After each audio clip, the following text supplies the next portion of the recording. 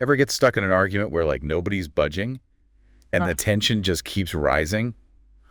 It's the worst. Yeah, it's like a recipe for disaster, especially when it's with someone you care about. Exactly. Like, Yeah. it's going to impact your relationship, but you just can't seem to stop. It's tough because our beliefs are so tied to our identities, you know? So when someone disagrees, it feels like they're attacking us personally. Right. It's not just, hey, I think your idea could use some work. It's, you're wrong as a human being. Oof, no wonder it gets so heated. Plus, we all want to feel validated, so we try to win the argument. Oh yeah, I'm definitely guilty of that. Yeah.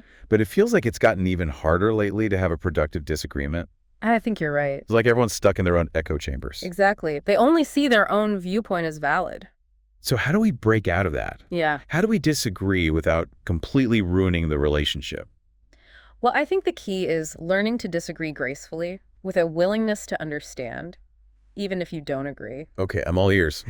Give me the secrets. First things first, stay calm. Easier said than done sometimes. I know. But when emotions take over, things can really spiral. Tell me about it. Sometimes I feel like I'm one comment away from a full-blown meltdown. Right. So try taking a deep breath and pause before you respond. Even a few seconds can make a difference. Like hitting the pause button before things explode.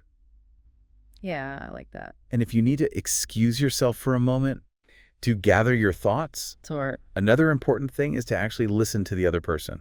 okay, active listening. Got it. Mm-hmm. But what if you're listening and staying calm, but you're still just hitting a wall? Well, then that's where boundaries come in. You have to know when to let go. Not every conversation needs a resolution. So sometimes the best thing to do is just agree to disagree. Exactly.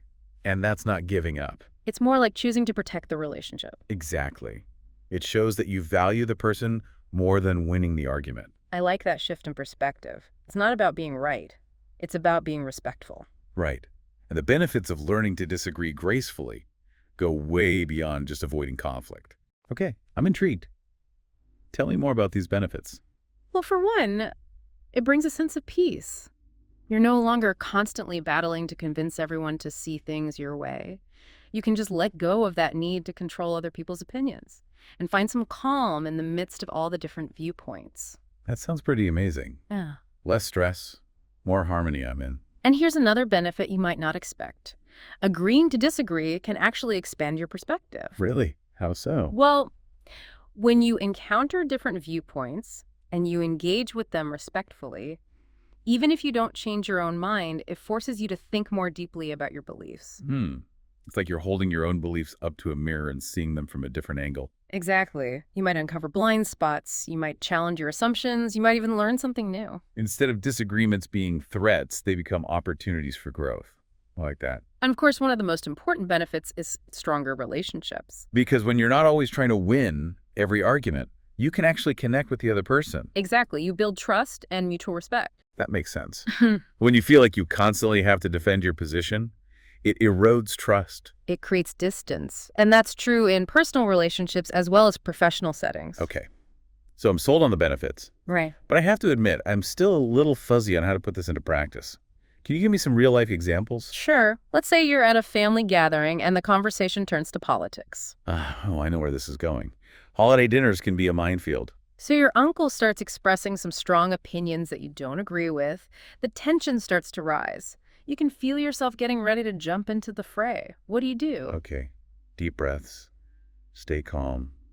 Really listen to what he's saying, even if I disagree. Exactly. You could acknowledge his perspective by saying something like, I understand why you feel that way, even if you don't agree with his conclusion. And if things start to get too heated, I can try to gently steer the conversation in a different direction. Exactly. Like, hey, I think we're going to have to agree to disagree on this one. How about we talk about something else? A strategic subject change.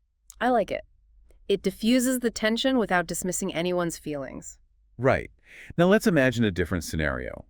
You're at work, and you and a colleague have very different approaches to a project. Ooh, that's another tough one. When you both feel strongly about your ideas. In this situation, it's about finding a balance between respecting their viewpoint and advocating for your own. Okay. You could say something like, I respect your approach and I see its merits. I also believe my approach has these advantages. Let's explore both options further and see what works best for the project. Collaboration, not confrontation. Exactly. Finding a win-win solution instead of trying to prove who's right or wrong. These examples are really helpful. They show how important respect and boundaries are in navigating disagreements, no matter the situation. So it's not about giving up or avoiding tough conversations. It's about approaching them with a different mindset. Right, like one that prioritizes respect, understanding the relationship itself. Exactly. And it sounds like the key takeaway here is that agreeing to disagree isn't a sign of weakness. Definitely not. It's actually a sign of strength. Because it shows that you're mature enough to handle differences of opinion. And that you value the relationship more than being right. I love that. This has been such a helpful conversation. I feel like I have a whole new toolbox for dealing with disagreements. I'm glad to hear it. Remember those key strategies we talked about? Staying calm, Right. really listening, setting boundaries, Yeah. and knowing when to let go? And approaching those conversations with curiosity and a willingness to understand the other person's perspective, even if you don't agree with it. Exactly. It's about shifting our focus from winning to connecting. Well said.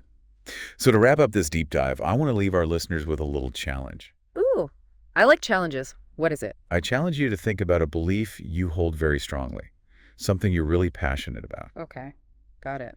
Now, I want you to consider what the opposing viewpoint might look like. What would someone who disagrees with you say? What are their arguments? What are their values? That's an interesting exercise. It can be tough to confront opposing views. For sure.